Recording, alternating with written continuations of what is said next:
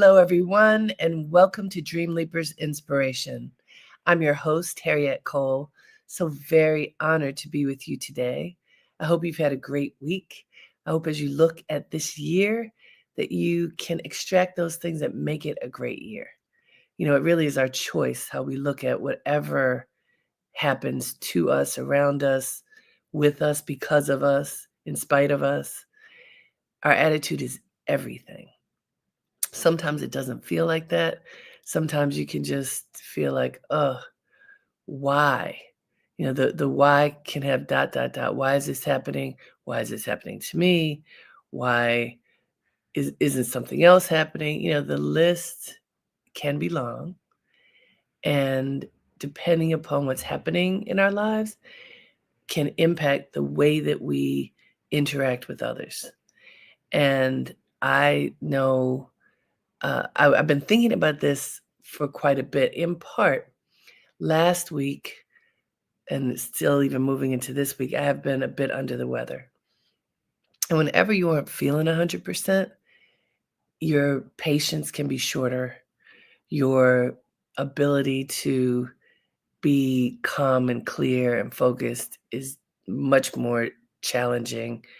And I know for me, I found myself a few times being short, being just not as patient or as uplifting as I intend to be.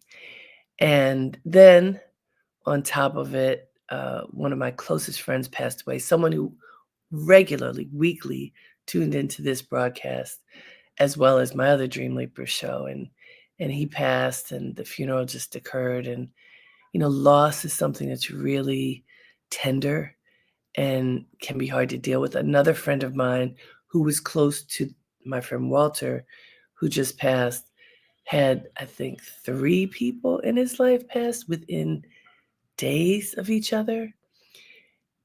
Of course, at the same time, there's new life there. But at the holiday time, we got to see, I guess she's grandniece, and to be with a sweet baby who's 10 months old. This is the cycle of life, the circle of life. It's filled with ups and downs for all of us. There's literally life and death. There are all kinds of challenges that come our way. And then there's just the everyday of life. And sometimes you can fall into a rhythm that may not be as uh, appealing or uplifting as you might want it to be. So what do you do when you're just moving through life and sometimes there are challenges? And so as I've been contemplating this and seeing what happens when things aren't going necessarily the way I want or the way other people want, it occurred to me something, no surprise, I learned from my mother, is to consciously choose kindness. To make a conscious choice, like your being is saying, I am going to choose to be kind. In any given moment, we have a choice. We know this, I think. We talk about this a lot. We have the choice to get out of the bed, to eat, to go to work, or contact loved ones, or whatever it is that we're supposed to be doing. We've told ourselves we're supposed to be doing with our lives. We have choices in every moment as to what we are going to do. Just in terms of tone of being. Now, how do you want to show up? How do you want to show up to yourself and for yourself? And how do you want to show up to and for others? And are you aware of it? Often when things are tight and it feels like friction and whatever that constriction is, often then we aren't behaving consciously, we are reacting. And often the reaction is combative in one way or another. And I am saying to us, this is my mom's wisdom, consciously choose kindness. Like make it your business to choose to be kind to yourself and to others. And let me tell you something, this is not necessarily easy to do. So what I wrote in the intro for this is I said, It's so easy to fall into bouts of negativity, bitterness, or just basic impatience. Don't you think so? Resist that behavior. Come on, guys, we can. We can resist being negative, bitter, or impatient. It is not easy to do, but it is possible to do. Tend to yourself first, just like that proverbial thing now in the airplane. If you put the mask over yourself first, you have the life force in order to offer to others. Tend to yourself first and then be kind to others. Then be kind to others. Exercise kindness like a muscle. When you do that, we all will benefit. So this is my quote. I want to go through this again for a minute, and then in a bit we'll go on to the one I found. But it is so easy to fall into bouts of negativity, bitterness, or just basic impatience. Let me say that again. It's so easy to fall into bouts of negativity, bitterness, or just basic impatience. Resist that behavior. Tend to yourself first, and then be kind to others. Exercise kindness like a muscle. We all will benefit. Think about that. Like, I have some friends and associates who would not necessarily say that they lead with kindness. One of my good friends leads with snark. She likes to poke at people and kind of mess with them and tease them and call them out on their stuff. No holds barred. I'm sure you know that's not my way. I would be called the diplomat, the middle child for sure. Certainly the diplomat, the one looking for ways to uplift and pour light into a situation. And it takes all kinds. So my friend who likes to poke, she's got that poker for the fire, and she's ready to poke. She kind of thrives on impatience and I have a sister who kind of does that too. She'll say she suffers no fools. And if people are irritating her, she's going to let you know. That's fine, but that's not my way. I suggest, and I am saying, consciously choose kindness. What happens when you do that? And I've got some people commenting already. I needed this morning. That's from Tanya Whitfield. Hey, Tanya, thank you for being here. I needed it this morning. That's why I'm doing it. I was like, wait a minute. I had gotten into a routine with someone I'm very close to that is combative. And, when first communicating, it can be pleasant. And then as time goes on, it's not. And rather than choosing the highest, there's often been this choosing agitation or what feels like a little slap. Have you ever had that? Does that ever happen in any of your close friendships, relationships? Something underneath is agitating. We don't always know what that something is. But whatever the something is, yes, I'm going to say you should get to the bottom of it because it's pretty hard to wipe the slate clean if you don't know what the key issue is. I'm going to say yes to that. But even if you don't know, you can choose to be kind. Even if you have no idea why somebody is not treating you the way that you want to be treated, you can still be kind. It doesn't mean that you have to stay, by the way. Now, I want to be real clear about that. You do not have to stay in a situation where you're not treated well. In fact, you shouldn't. However, you don't have to be mean as you're exiting. You don't have to be mean as you stand up for yourself. You can even correct people with kindness. It doesn't mean you aren't sometimes harsh, but hold up. Why is this happening? You can ask that question, why is this happening? Right now, this doesn't feel positive. This doesn't feel loving. This doesn't feel like there's any uplift. Has that ever happened? Have you ever been in a situation like that? I have. So, and I have recently. This is why I'm speaking from very specific personal experience.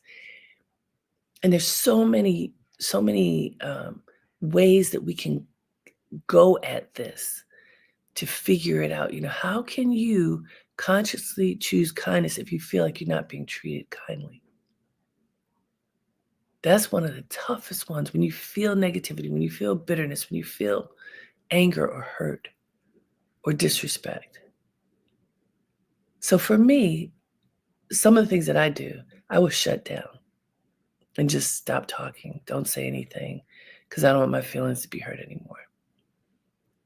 I will shut off the kindness valve and just be short, matter of fact, void of kindness, like withholding kindness. Have you ever done that? I mean, I'm telling you, I've done it recently. But then it doesn't feel good to me. Like, I don't feel good if I'm withholding what is a tenet of how I live. If I'm withholding kindness, it's hurting me because kindness is part of my DNA. And so I'm seeing a number of you all are here. I see Wilson, Marshall. Who do I see? I see Tanya. I don't see everybody's name, but all of you all who are here, thank you for being here. And those who look at it on demand, thank you too. I thank you for showing up. I'm going back to my friend Walter, who showed up all the time, and now he cannot show up because he's gone. He has moved on to the land of the ancestors. While we are here, what can we do? While we are here, what about consciously choosing to be kind to ourselves and others? What about offering TLC? It does not mean being a doormat. It does not mean giving up your power. It does mean believing there's some virtue in that person out there that you're communicating with, and therefore you can consciously offer love and kindness to that person.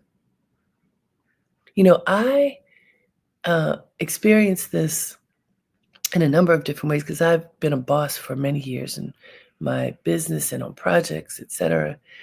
And there have been times when I've had to let people go. It just didn't work, whatever the reason was.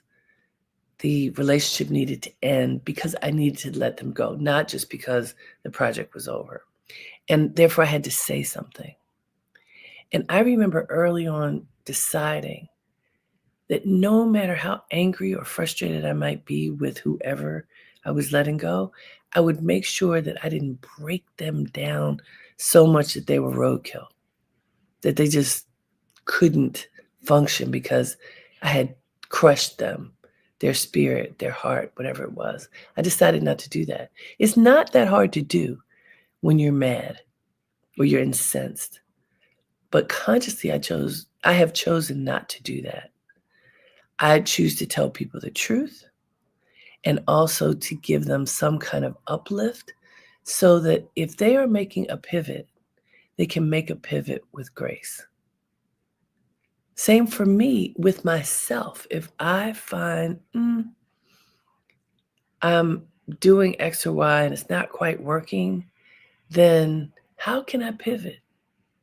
How can I tell myself, got to move on, lick your wounds, move on, move in this direction?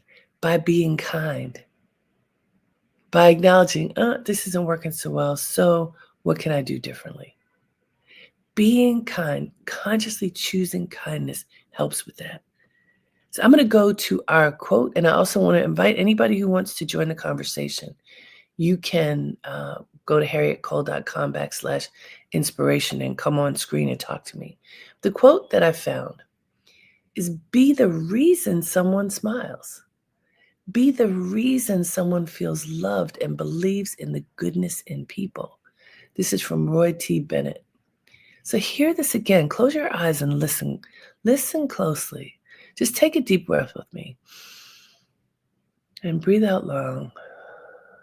And just keep breathing fully as I read this to you. Roy T. Bennett says, be the reason someone smiles. Be the reason someone feels loved and believes in the goodness in people. Think about that. You can be the reason that someone smiles. The other day, I was walking down the street, brisk day. I was all bundled up, but it was still cold as all get out. And I didn't feel good. And I had a lot on my mind, kind of burdensome stuff on my mind. And I was walking down the street, and I don't know what I look like, but a man who looked like he was unhoused and or, you know, mentally touched, looked at me, and we were passing in the street on the sidewalk. And he looked at me and he said, Miss, smile. Where's that smile? I know it's in there somewhere. Don't hold back. And I felt my face in that moment.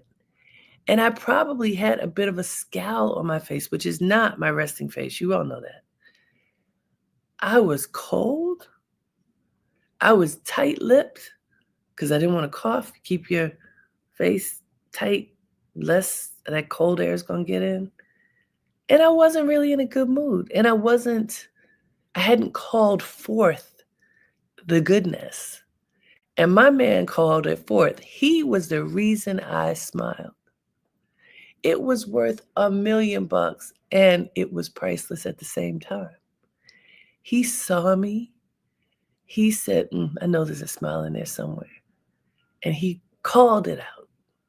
And I was so grateful. And I smiled immediately at him. So I saw him as he saw me, which I think is really important for us to see each other. We need to be seen. And when we don't feel seen, it hurts. He saw past the scowl to the smile. He was the reason I smiled that day. So Roy T. Bennett says, be the reason someone smiles. Be the reason someone feels loved and believes in the goodness in people. Be the reason someone feels loved. Think about that. What does it feel like when you feel loved? There's no better feeling. Not that I know. If you feel loved, it's like water on dry soil. It brings life to the soil. If there's a plant there, you being the plant, it's no longer wilting. It's blossoming. It's living. Isn't that what we want? What do you want more than anything else? I believe it's to be loved. Now, the very basic needs, you want to have a place to live, you want to have something to eat, you want to feel safe. Yes. And for the most part, most people in this country, do have those basic needs covered. Most. And honestly, I think feeling loved is right up there in those basic needs. I don't think it's esoteric. I think it is what keeps the life force alive. Love. So if you could be the reason someone feels loved and believes in the goodness of people, I mean, doesn't that make you just feel so good? Doesn't that fill your soul? It does mine. And consciously choosing kindness gets you there. Like that man who called out my smile, he called it out.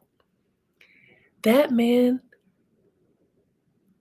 had very little in terms of things. I am certain of that. I don't know where he lives.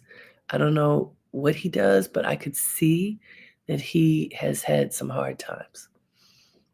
and that he's in some hard times now. And he had joy. He had enough joy to ignite it in me. Isn't that beautiful? And it made me feel loved. I got the hug from him without touching him. And he got it back because I looked at him and gave him the smile. He had called it forth. He deserved to receive it first. Don't be stingy with your kindness. When you feel like things are going wrong, when you feel like people aren't doing right by you, you can tell them, but tell them with kindness. You can assume that there's a reason for someone not doing well enough if there's a responsibility that, well, things didn't go the way they needed to. When it could be someone you work with, it could be a family member, it could be a community member, someone on your team, someone on your in your social organization, in your house of worship, whatever. Someone in your life didn't pull their weight. How do you handle that? People should be held accountable, and they can be held accountable with kindness. We can believe that people do the best they can. I remember years ago, you guys, I'm saying more than 30 years ago, I was going through something I wasn't in New York that long, and I was in a relationship that wasn't going well, and I was frustrated and angry and hurt.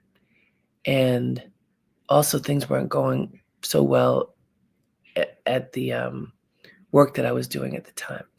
And it brought me to a therapist. It was the first time I ever went to a therapist. And I will never forget this. It was a man, and I was lamenting my frustration and anger. And I mean, I was really hot. And he said, basically, you have to understand that people do the best they can. He says, you really need to believe this, that, okay, this person didn't do well, but he was doing the best he could. And I was like, you are out of your mind. I don't believe that for a second. How could this be the best that this person can do? Because it was so incredibly subpar. How could this behavior right here be the best? And the therapist said, just because you don't think it's the best does not mean it isn't. Just because your best may be in a different place doesn't mean that person's best in this moment isn't exactly what they're offering you. That was so hard for me to understand. I remember it because it was so hard for me to understand it. In fact, I didn't understand it at first. I have sat with that notion for a long, long time that, well, somebody's best may not be the same as my best. And in any given moment, someone may really do poorly, but that was their best in that moment. It doesn't mean it's their best always and forever. But if you can accept that people are doing their best even when they fail miserably, then you can find compassion and kindness. Wow, I don't know what happened today, but that wasn't your best. How can we do better next time? Now, if people are consistently not good, that means they either have limited capacity or they've chosen not to do better. And then you have different things you deal with. But I thought that was so fascinating to me. And what it told me was, okay,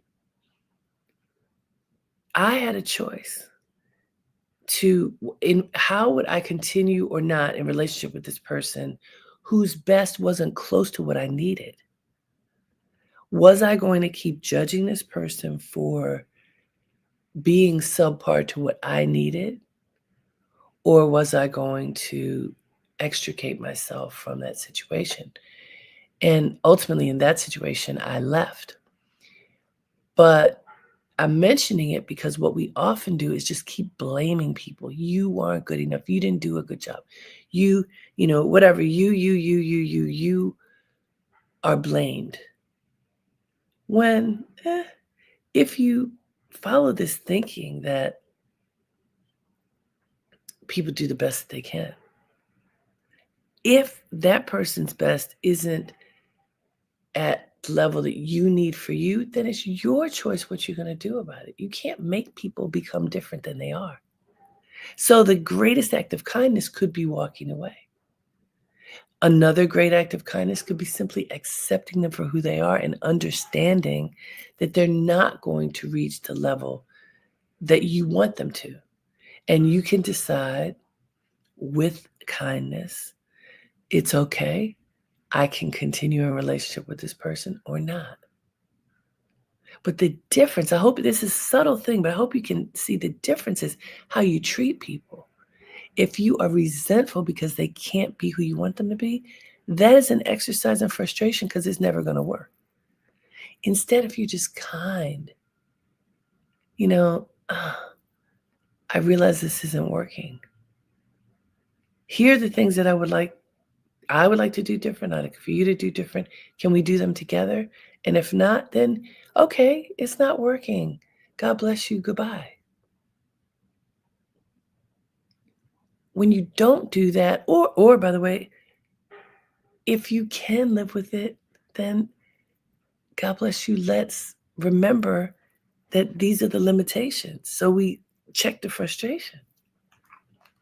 But when you don't do that, when you don't honor yourself and figure out what do you need in any given situation and what do you expect from somebody else and how that plays out and how you can sweeten whatever the situation is by consciously choosing kindness. If you don't do that, then you often end up with some form of negativity and disappointment.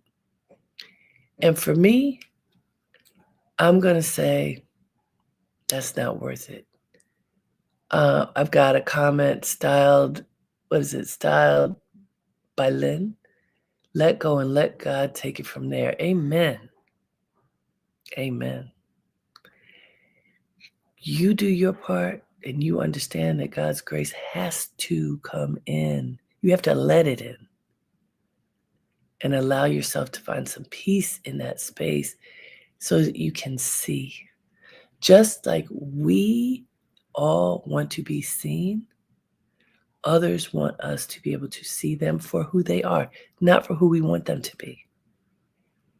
This is hard. And so why the frame of consciously choose kindness when talking about this? Because kindness is like the sweetener. When you're going through stuff and it's tough and it feels bitter, what's the sweetener that you can use to help you see a little bit more clearly, to help you move through challenging times, to help you love through the hardest of times? Let's go back to the quote. I want you to sit with this quote this week and really think about it. Be the reason someone smiles. You can be that reason. So be it. Be the reason someone smiles. Be the reason someone feels loved and believes in the goodness in people. Roy T. Bennett said, you can do that. You actively can be the reason. Hi, Rosalind. Thanks for being here, lady. But you actively can be the reason. Don't you want to be? Doesn't it feel good to be the reason someone smiles? Don't you want to be the reason someone feels loved and believes in the goodness in people rather than feeling afraid or resigned that, people are not what you want them to be?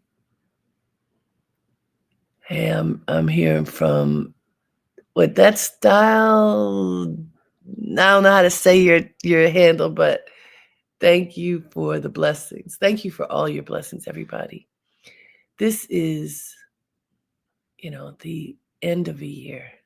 It's a lot for us to contemplate, a lot for us to contemplate. But today, this week, be the reason someone smiles. You can be honest and incisive and inspire a smile. Be the reason someone feels loved and believes in the goodness in people. Don't you want to be that person? Don't you want to end of this day and each day to know that, like that man who walked past me on the street, you invoked a smile, a real smile. Being with you makes me smile. Thank you for joining me today. God bless you. And until next time, have a great day and make it count. Namaste.